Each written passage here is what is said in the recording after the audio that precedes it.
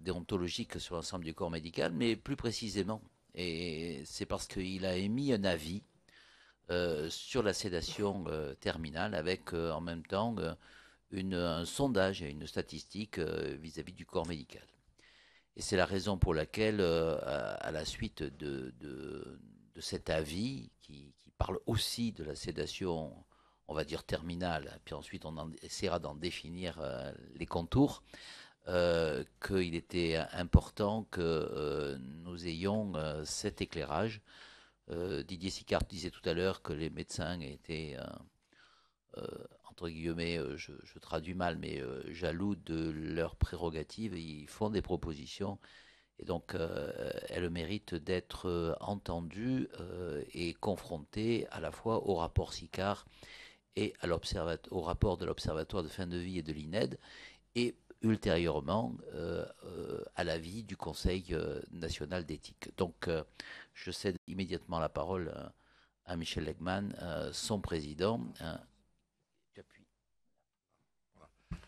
Merci de nous avoir invités à cette audition. Nous avons largement participé déjà en avril 2005 à l'élaboration de la loi dite Leonetti, et nous avons à cette occasion une certaine antériorité puisque nous avons modifié les articles 37 et 38 du Code de déontologie qui concernent la fin de vie.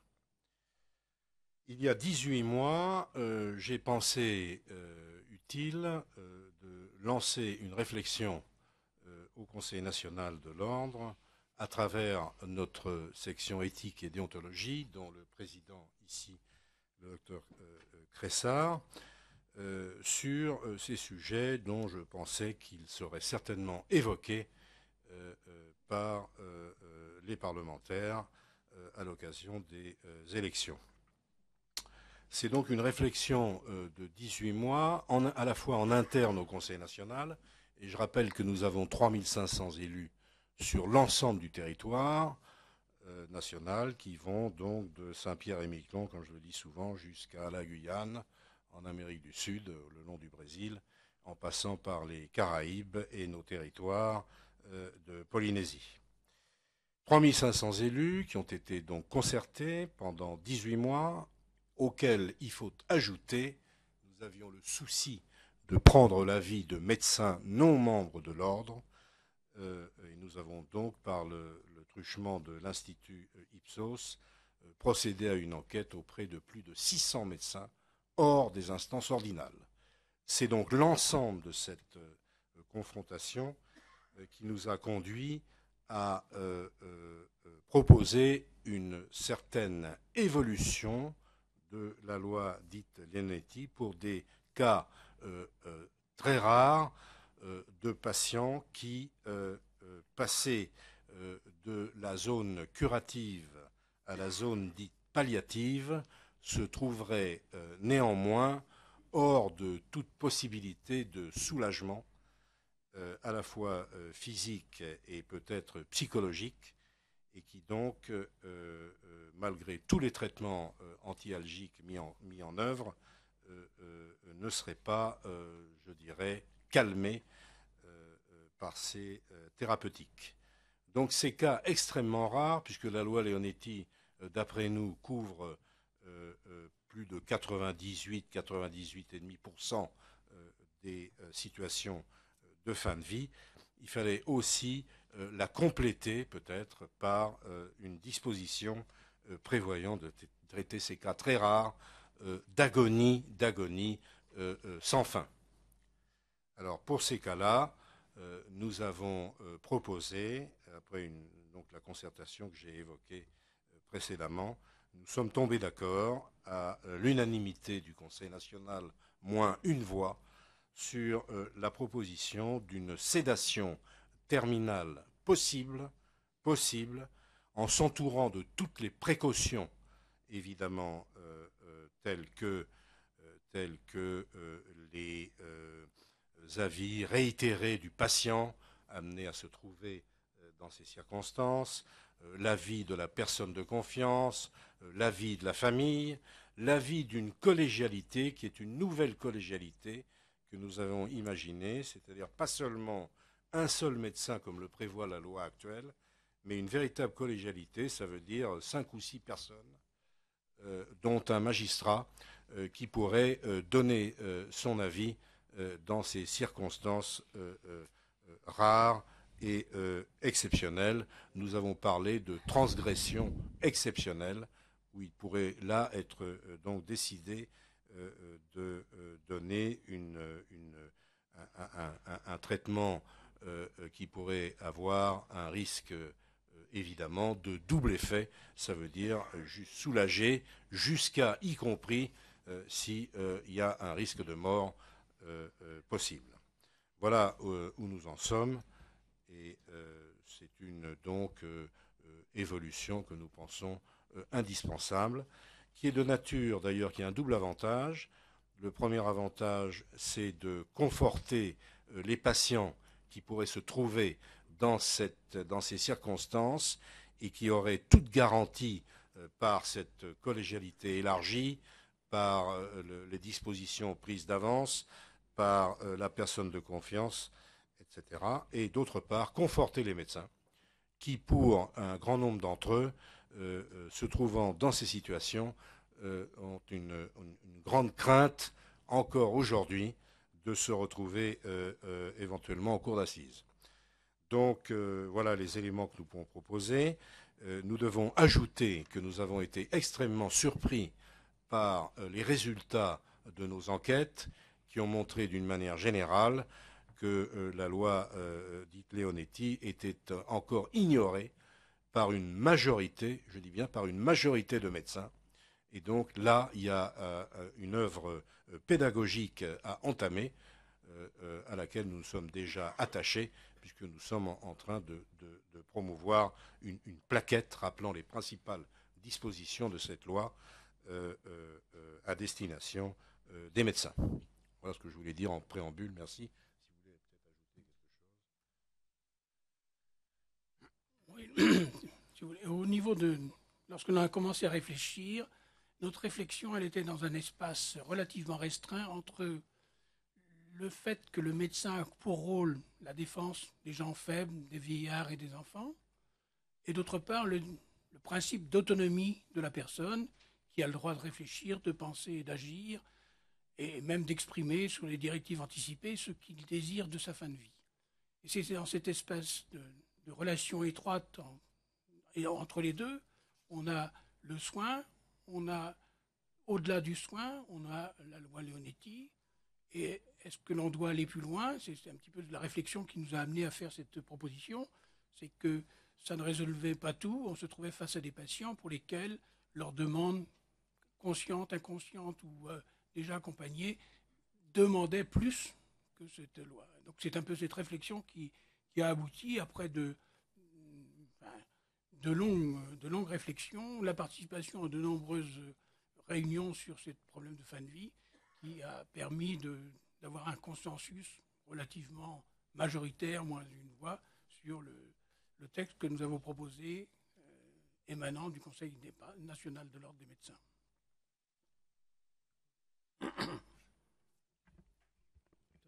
Secrétaire général, simplement quelques chiffres. Nous avons été assez surpris du résultat de cette enquête d'opinion sur lesquelles il n'y a rien de particulier à dire en ce qui concerne la méthode. La société Ipsos est reconnue et donc le choix de ces échantillonnages est tout à fait normal. Et on peut considérer que la projection de cette réponse est assez correcte. Une objection est évidemment apportée, c'est-à-dire que ça a intéressé des médecins dans l'ensemble de leur profession, les différents exercices, et pas uniquement ceux qui étaient en première ligne, comme par exemple les anesthésistes réanimateurs, les cancérologues ou dans les soins palliatifs. Et évidemment, les réponses sont un peu différentes selon les médecins qui sont concernés. C'est vrai que ça a été souligné à l'instant encore que l'absence de connaissances précises du fonctionnement des dispositions de la loi Olinetti est au premier plan, et plus particulièrement sur les médecins qui ne sont pas dans le secteur notamment hospitalier et directement en prise directe avec ces problèmes-là, ce que j'ai énuméré il y a un instant. Donc c'est sûr que de ce côté-là, il y avait une chose qui n'allait pas. La deuxième notion qui était importante, c'est que en ce qui concerne le suicide assisté, parce que c'est le mot quand même qu'il faut utiliser, les médecins ont bien fait un distinguo entre cette aide, on a même utilisé donc le terme de sédation terminale, cette aide dans le cadre de la loi Onetti peut être à aménager, etc., et le problème du suicide assisté. Le suicide assisté, c'est quelque chose, effectivement, où les médecins sont très en retrait. Il ne s'agit pas de mettre en place une structure dont le but serait de donner la mort sur demande, en quelque sorte. Donc ça, c'était des chiffres qui étaient intéressants. Et enfin, il y a une unanimité presque totale pour dire que la clause de conscience doit exister, que la possibilité d'un médecin de se retirer du processus à la phase terminale, si vous me permettez l'expression, est indispensable. Ce qui ne veut pas dire que le médecin doit abandonner son patient. Il doit l'accompagner aussi loin que possible, mais il n'est pas en situation, il doit pouvoir se mettre en situation de ne pas pratiquer l'acte. Mais même si la loi indiquait que le suicide assisté était dans les textes, les médecins ne se défaussent pas et demandent à être quand même consultés dans ces cas-là. Voilà, je tiens à votre disposition tous les chiffres, mais pas vous donner ces chiffres dans les détails. Mais en gros, ça a quand même été une surprise parce que, effectivement, on avait le sentiment jusqu'alors qu'il fallait surtout jamais utiliser ces termes d'euthanasie active, passive, etc. Et les médecins sont quand même conscients, même quand ils ne sont pas en prise directe avec ce type de patients, ils sont conscients que ça fait partie de leur devoir d'accompagner ces patients et ne pas les laisser à la dernière minute face aux difficultés. Alors, euthanasie, suicide assisté, aide médicale à mourir, c'est non. Très clairement. C'est non. Le médecin n'a pas le droit de donner délibérément la mort. Là-dessus, nous n'avons pas changé. Bien. Merci de cet exposé, de ce trio d'exposés. J'aimerais rentrer dans un élément de précision. Il me semble qu'il faut lever un certain nombre d'ambiguïtés. S'il y a une clause de conscience, elle n'est pas sur le fait de soulager le malade. Et comment se met en place une clause de conscience si on n'est pas dans un acte du faire mourir? Parce que c'est ça qui peut, au fond, retenir le corps médical. Si on dit le corps médical ne doit pas et que la loi permet, il y a une clause de conscience. Mais là, la clause de conscience, elle s'appliquerait donc sur la sédation terminale, si j'ai bien compris. Cette sédation terminale, pose des questions. Est-ce qu'elle est possible uniquement en phase terminale? Et est-ce qu'elle a aussi un but d'accélérer la mort? C'est ça la vraie question. Et si elle a un but d'accélérer la mort, effectivement, alors on est en limite de donner la mort, et donc il est logique qu'il y ait une clause de conscience. L'autre question, c'est la collégialité élargie. Est-elle une collégialité? Comment se définit-elle? Et est-ce que c'est une collégialité qui est uniquement médicale? Et enfin, sur cette appréciation de la sédation à double but en phase terminale et en but terminal, est-ce que les choses se font à la demande du malade, ou est-ce que c'est une appréciation purement médicale de la situation qui ferait aborder le problème sous cet angle? Donc, il me semble qu'il faut essayer de préciser. On est donc dans une sédation terminale. Est-ce qu'elle est à but terminal et en phase terminale, les deux à la fois, ou est-ce qu'elle peut être dans un but terminal sans être en phase terminale? euh, comment la décision est prise? Est-ce qu'elle est à la demande du malade et sur une collégialité médicale, ou est-ce qu'elle est sur une situation médicale précise?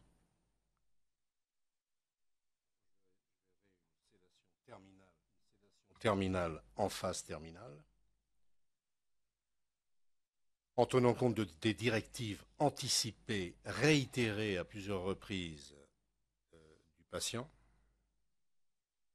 et en tenant compte de l'avis de cette collégialité, qui n'est pas peut-être uniquement constituée par des médecins, mais surtout par des médecins. Alors je verrai dedans, très bien, un psychiatre, mais je verrai aussi un magistrat, peut-être pour conduire les débats que les membres pourraient tenir entre eux. Alors, je vais un peu plus loin dans la question. Si on parle de directives anticipées, généralement on en parle quand le malade n'est pas conscient. Est-ce que vous pensez que c'est une demande du malade lui-même qui est réitérée, ou est-ce que c'est les directives anticipées qui s'appliquent lorsqu'elles ont une validité de 3 ans, Oui. et qui permettent à ce moment-là de prendre, de réunir la collégialité pour prendre la décision? Oui, oui, oui. Validité 3 ans. Desiderata exprimé à maintes reprises par le patient.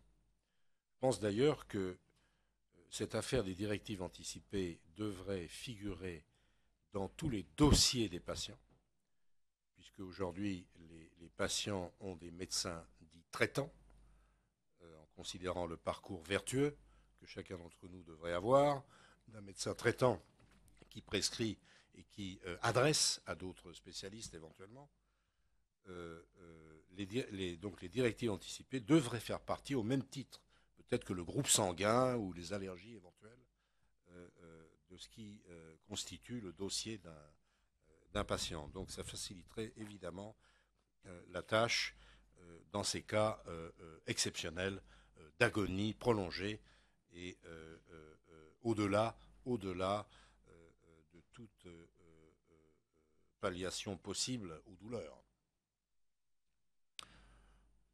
Jean-Pierre Dor. Oui, juste une question pratique au président de l'ordre. Vous avez fait faire un sondage auprès de 3000 médecins professionnels de santé. 300, pardon. Nous avons consulté tous les membres de l'ordre, c'est-à-dire 3500 élus, et nous avons fait faire un sondage par la société Ipsos sur plus de 600 médecins, hors les ordinaux.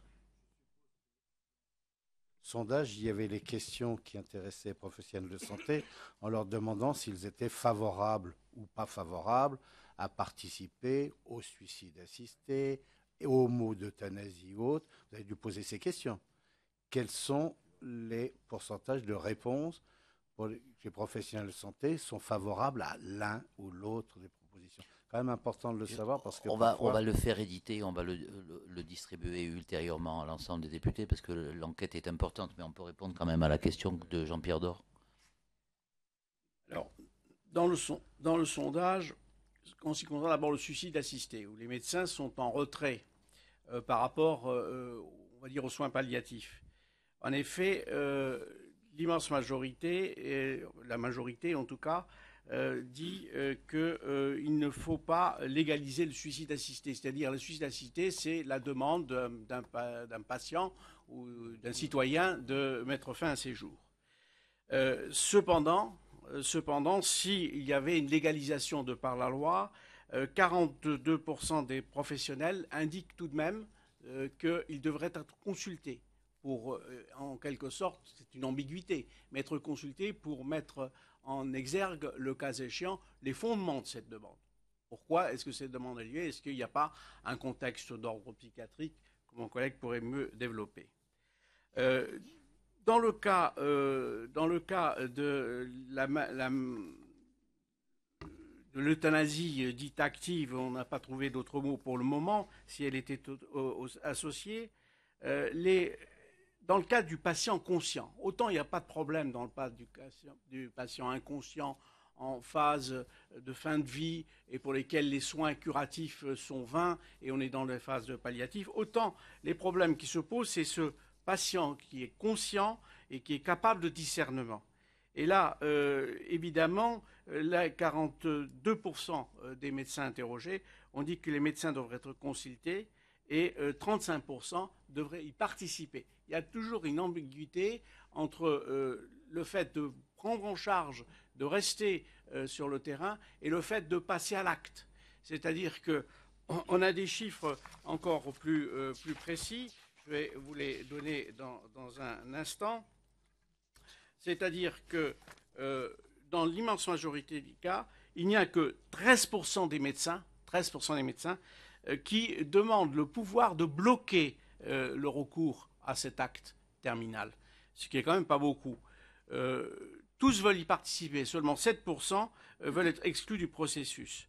Et 42%, je l'ai dit, être consultés et ne pas participer à la décision, et 35% participer à la décision. Je parle du patient conscient, qui est quand même le problème le plus important, puisque nous avons dit que sur des requêtes persistantes, qui sont lucides, qui sont réitérées par une personne qui est atteinte d'une infection où les soins curatifs sont devenus inopérants et où les soins palliatifs sont instaurés, c'est là que ces situations qui sont statistiquement sans doute rares, mais qui existent indiscutablement, et c'est là que les décisions doivent être prises, et c'est là que nous disons que d'abord ça ne peut pas être par un seul praticien, mais que ça doit être par une formation collégiale.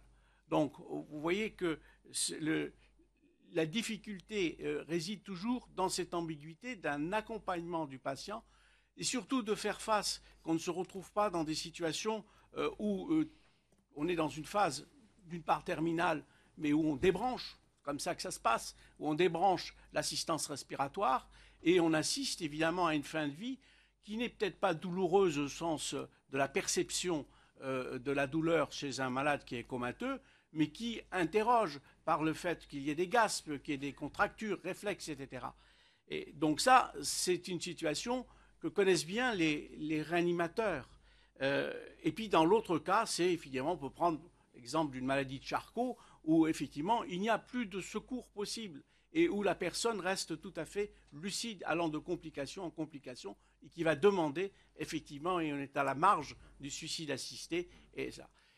L'idée générale, c'est effectivement quand on a bien utilisé ce terme de sédation, l'idée générale, c'est de ne pas administrer des produits qui soient des produits toxique pour être toxique. Je veux dire, le chlorure de potassium, on va le dire comme ça, un chlorure de potassium à une dose létale pour provoquer un arrêt cardiaque, c'est pas ça. La sédation, c'est bien la prise en compte de médicaments dont, à un moment donné, les taux vont effectivement avoir une incidence sur un raccourcissement de la vie. Et donc, vous voyez, c'est cette grande ambiguïté qui est là. C'est pour ça que ce terme d'utiliser la sédation terminale plutôt qu'euthanasie active a été choisi. Je ne sais pas si j'ai répondu à toutes vos questions. Je peux redemander une précision. D'abord, oui. Il y a une dizaine d'années, Sicard, justement, évoquait l'exception d'euthanasie dans un engagement solidaire. Puis ensuite, en 2005, il a dit on va laisser vivre la loi actuelle parce qu'elle devrait correspondre à ce que j'appelais de mes voeux. Au fond, votre proposition n'est-elle pas la combinaison d'une sédation à but terminal en phase terminale et de l'exception d'euthanasie qui serait plus alors une revendication qui viendrait, je dirais, de tous les citoyens, mais qui serait uniquement donnée à des situations très particulières. Le deuxième point, c'est que je rappelle que la sédation profonde est déjà dans la loi et qu'elle est obligatoire lorsqu'on arrête un traitement salvateur comme un respirateur.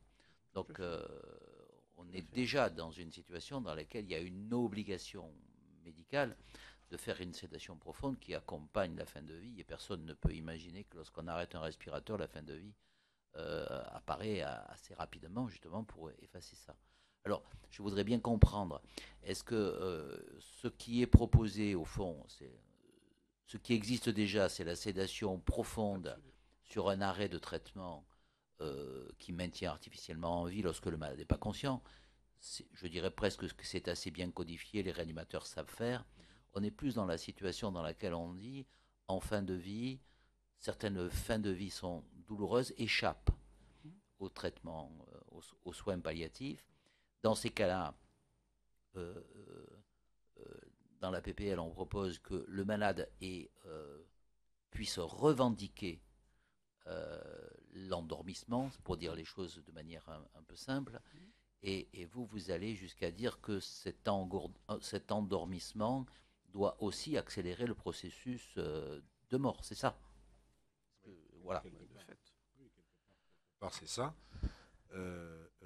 Ce qui est un peu embêtant, parce que Régis Aubry vient de dire tout à l'heure que la sédation profonde n'était pas obligatoirement accélératrice, si j'ose dire, du processus de mort. C'est y compris jusqu'à courir ce risque. Ah, mais alors, courir le risque, je peux me permettre, je veux au fond. Courir le risque, c'est le double effet, c'est déjà dans la loi. Oui. Oui. Est-ce qu'il y a, au fond, on est entre techniciens et en même temps avec l'ensemble des collègues députés, est-ce qu'au fond, c'est un changement de la loi? Et ce qui me fait penser qu'il y a un petit changement quand même de la loi, c'est la clause de conscience. Oui. Ou est-ce que on est dans une situation qui précise, au fond, la loi actuelle sur ces cas exceptionnels? Voilà. C'est une précision de la loi actuelle sur ces cas exceptionnels. C'est comme ça qu'il faut l'intégrer. Et la clause de conscience, vous évoquiez il y a quelques minutes, peut survenir justement pour le médecin après avis de la collégialité structurée, celle que nous avons évoquée, qui est une novation. Le médecin peut être en désaccord avec l'avis de cette collégialité. Ah oui, c'est un désaccord de l'avis de la collégialité. Voilà. C'est pas une clause de conscience vis-à-vis d'un acte euthanasique. Bah, un peu quand même. Ah oui, les deux, mon général. Madame Bourguignon. Moi, je voudrais, après avoir entendu M. Sicard et puis M. Aubry, je pense quand même qu'on est toujours un peu dans, excusez-moi d'utiliser un mot peut-être un peu brutal, mais un peu dans une question de sémantique quand même, et donc de graduation dans la sémantique, parce que moi je veux bien tout entendre, mais quand on parlait il y a 5 ans, M. Leonetti, j'ai fait partie des gens que vous avez auditionnés en tant que citoyenne qui accompagnait Marie Imbert. Quand on parlait de cas exceptionnels et de fins agoniques difficiles, ce qui n'était pas le cas de Vincent, je suis d'accord avec vous, mais c'était autre chose. Mais pour autant, quand on en parlait, on nous répondait que ça n'existait pas, ou du moins que tout était prévu, que ce que vous préconisiez y répondait. On constate aujourd'hui, avec le temps, qu'il reste des fins agoniques, et vous l'admettez aujourd'hui au Conseil d'éthique. En tout cas, vous êtes plus précis sur cette question, et j'apprécie que ce soit dit. C'est dit, mais pour autant, vous avez pour réponse la même chose que toujours, c'est-à-dire de dire une sédation létale, qui n'en est pas une, mais qui... Enfin, la finalité, excusez-moi, vous l'admettrez, est la même. Encore une fois, moi j'ai entendu me répondre tout à l'heure que l'euthanasie, on ne veut pas dire le mot, mais c'est le mot, il est quand même là, et que l'euthanasie, c'est presque une question de temps. On m'a dit tout à l'heure qu'une sédation, ça dure quelques jours, alors qu'une euthanasie est brutale dans la forme parce qu'elle dure 1 minute 30.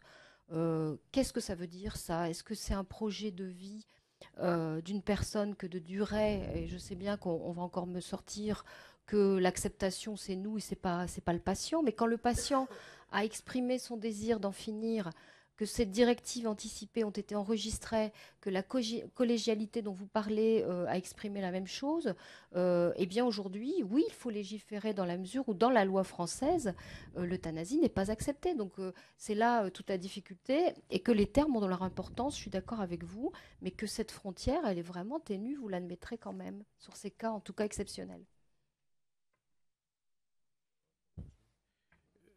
Madame, je vais vous lire ce que le Conseil national a adopté précisément. Et vous avez évoqué l'affaire Imbert, qui en est une illustration typique. Sur des requêtes qui sont persistantes, lucides, conscientes, réitérées de la personne, qui est atteinte d'une affection pour lesquelles les soins curatifs sont devenus inopérants. Il n'y avait pas de soins curatifs possibles dans le cas que vous avez évoqué. Et les soins palliatifs instaurés, c'est au sens large du terme. Il ne faut pas entendre les soins palliatifs uniquement les soins contre la douleur. C'est des soins qui sont nécessaires, mais qui n'ont pas de vertu curative. Une décision médicale légitime doit être prise devant des situations cliniques exceptionnelles. Heureusement, elles sont exceptionnelles, sous réserve qu'elles soient identifiées comme telles. Donc ça, c'est déjà le premier point. Et non pas par un seul praticien, bien sûr, mais par cette formation collégiale. Et donc, évidemment, après la sédation qui est proposée, qui est adaptée, profonde, terminale, elle est délivrée dans le respect de la dignité. Et elle pourrait, dans ce cas-là, être envisagée par devoir d'humanité. Et ce, par un collège dont il faudrait évidemment débattre et fixer la composition et les modalités de saisine, bien sûr, et qui ce collège fonderait son avis sur l'évaluation de la situation médicale du patient, sur le caractère réitéré et autonome, il faut beaucoup insister sur ça, de sa demande, sur l'absence, bien sûr, de toute entrave à sa liberté dans l'expression de cette demande, bien sûr, et tous ces éléments qui devront être parfaitement enregistrés et colligés. Et si l'avis collégial est en accord avec cette demande de ce patient, pour y accéder, le médecin peut y donner suite. Alors après, c'est des problèmes de technique. Peut y donner suite, personnellement. Il peut s'y associer, problème de l'équipe, et ou se récuser, effectivement, à partir de ce moment sur sa clause de conscience. C'est-à-dire, il va jusqu'à ce stade, et après, il se récuse. Vous avez raison, c'est tenu. C'est l'épaisseur d'une feuille de papier à cigarette. Ouais. Mais une feuille de papier à cigarette, ouais, ça a une certaine épaisseur, ça dépend de l'échelle qu'on va prendre. Voilà. C'est là où elle avance.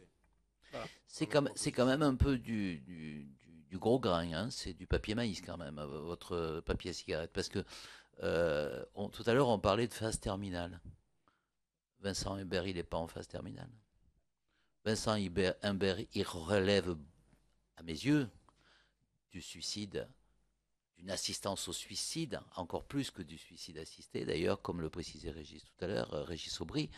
Donc, je crois qu'il y a, vous le savez tous, il y a deux situations qui sont très différentes. Régis Aubry l'évoquait. En phase toute terminale, dans les dernières heures et derniers jours de la vie, ce que l'on peut constater, c'est qu'il y a très peu de demandes de mort. En revanche, il y a des grandes souffrances. Et ces grandes souffrances, elles sont quelquefois dues à l'ignorance de la parole des malades, quelquefois dues à, je le dis, à l'incompétence au sens la non-connaissance des dispositifs de soins palliatifs, encore plus que de la législation actuelle.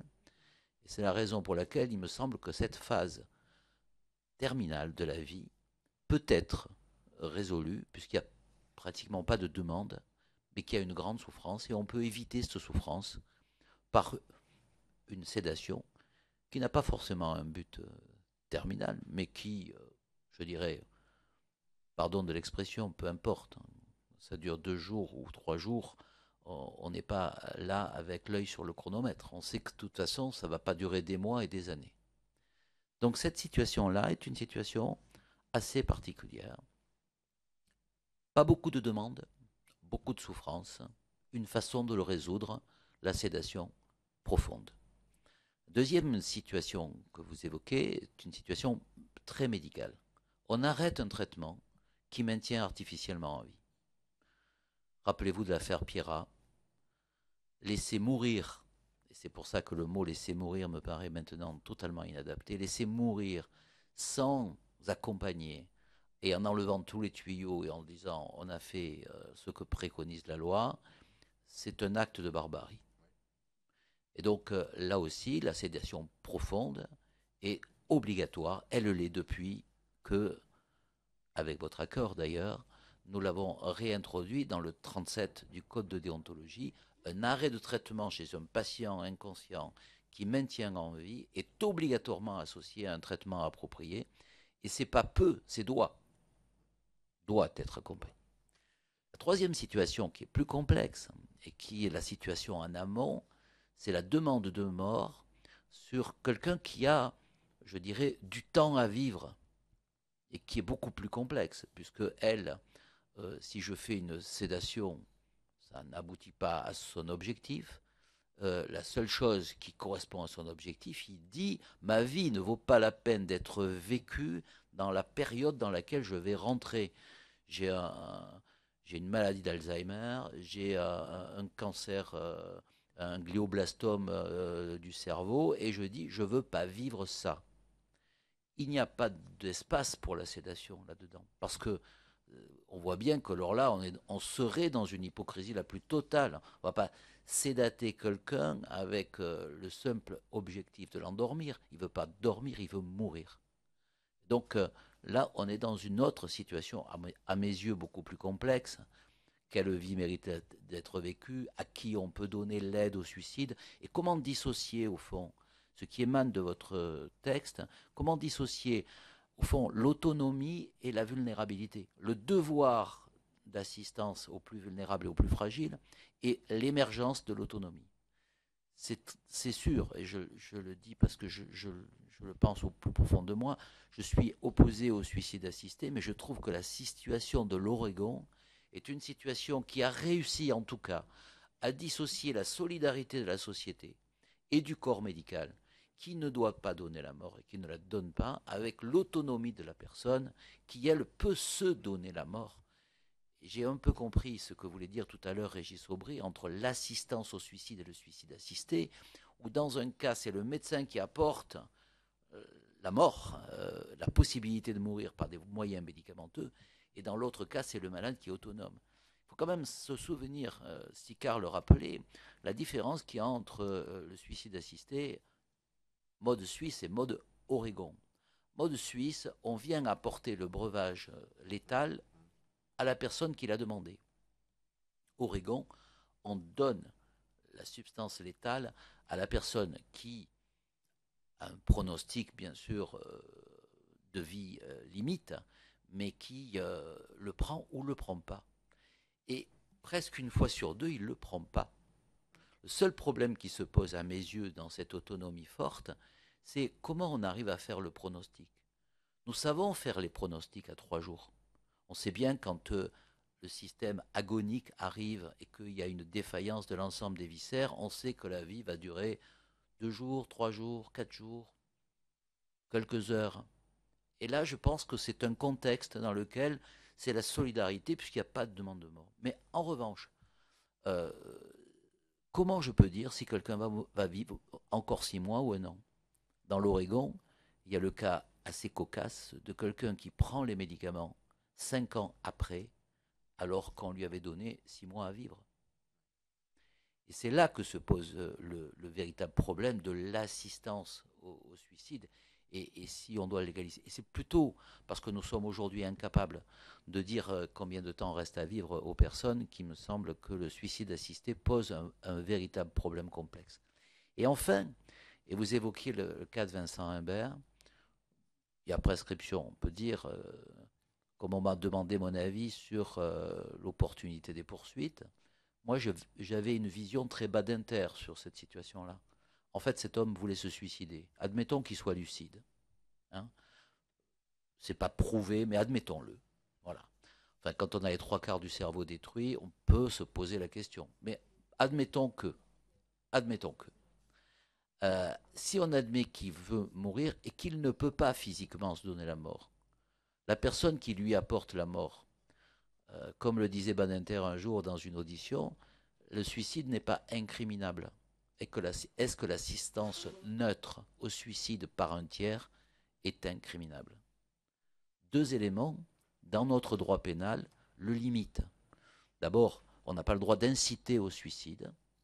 Rappelez-vous de ce livre, Suicide, mode d'emploi, qui a entraîné de la part du Sénat un dispositif qui l'interdit, qui n'interdit pas le livre, qui interdit la démarche. Et puis, une autre affaire aussi, qui était le temple solaire, dans lequel on ne doit pas aider au suicide une personne vulnérable. Et là est tout le problème. Est-ce que la personne qui est en fin de vie ou qui est atteinte d'une maladie grave et incurable n'est pas une personne vulnérable? Et donc on voit bien que notre droit pénal est plus complexe que le droit suisse, dans lequel, vous vous en souvenez, on peut aider au suicide en Suisse lorsque le motif de l'aide n'est pas égoïste, le terme utilisé est celui-là, et on raconte l'histoire initiale d'un officier demandant son arme à son ordonnance et s'en servant pour se suicider, et considérant que l'aide a été une aide neutre, et non pas ni une incitation à la personne vulnérable. Mais on voit bien que sur la personne en fin de vie, ça s'applique moins bien, puisque la personne en fin de vie, elle est par définition vulnérable. Donc, je crois que les 3 dispositifs qui sont en réflexion au Comité national d'éthique, le suicide assisté ou la sédation qu'on va qualifier de terminale, ne s'adressent pas du tout aux mêmes malades. Et qu'il faut et pas du tout aux mêmes situations. Et qu'il faut essayer quand on discute dans le médical, de savoir comment on soulage en fin de vie, en phase terminale, tout en sachant qu'il peut y avoir des effets secondaires au soulagement, et quelquefois des effets paradoxaux, qui font que le fait de soulager la douleur allonge quelquefois la vie, alors que la douleur peut aussi être un élément qui raccourcit la vie. Dans cette complexité de phase terminale, on a ce débat sur sédation en phase terminale ou sédation à but terminal, ou sédation à phase terminale pour apaiser et qui a comme effet secondaire de raccourcir la vie avec la difficulté médicale qu'on vient d'évoquer. Et puis il y a toujours le même problème qui consiste à dire est-ce que celui qui estime que sa vie ne vaut pas la peine d'être vécue a le droit de le demander à la société, de l'aider à sa démarche. Et dans quel contexte? Et là, vous le voyez bien, on est dans un contexte dans lequel c'est un droit à liberté, au fond, le suicide. Mais ce n'est pas un droit créance aujourd'hui. Il n'y a pas un équivalent du droit à la mort qui est un équivalent du droit à la vie, c'est le Conseil de l'Europe qui le dit. Donc, si vous partez et que vous allez vous jeter dans la Seine en sortant, vous exercez un droit à la liberté. Si vous demandez, parce que vous estimez, et c'est votre droit le plus strict, que votre vie ne vaut pas la peine d'être vécue, à la société de vous donner la mort, ça pose effectivement un certain nombre de problèmes. Enfin, ne croyez pas qu'on est les seuls à s'interroger. Sicard rappelait tout à l'heure qu'à 29 reprises, les Belges ont essayé de remodifier leur loi. Ils réfléchissent aujourd'hui à quel âge on peut appliquer le texte, si des personnes qui ont des maladies psychiatriques graves peuvent aussi relever ou bénéficier de l'euthanasie. Donc cette interrogation, elle est à la fois nécessaire, mais il n'y a pas que la France qui se torture sur ce sujet. Les autres pays le font aussi. 50 millions d'Européens ont légiféré pour l'euthanasie, et comme on le disait tout à l'heure, 450 millions d'Européens ne l'ont pas fait, et sans en tirer un orgueil personnel, parce que c'est un projet de loi qui était collectif, beaucoup de pays ont copié le dispositif français, même dans son imperfection, plutôt que les lois du Benelux. Donc ça doit aussi nous amener l'idée qu'il n'y a pas forcément de pays en progrès les uns par rapport aux autres, et qu'il faut que nous ayons sur ce sujet une réflexion qui soit la plus apaisée possible, en acceptant les opinions et surtout en évitant de croire qu'il y en a quelqu'un qui détient dans ce domaine la vérité. Merci d'être venus nombreux à cette audition pour une simple PPL, mais je crois que le sujet permet non pas de résoudre les problèmes, mais de se poser les bonnes questions, ce qui est peut-être la bonne démarche éthique. Merci à tous, et merci M. Heyman et à ses collègues du Conseil de l'Ordre d'être venus nous éclairer sur ce sujet.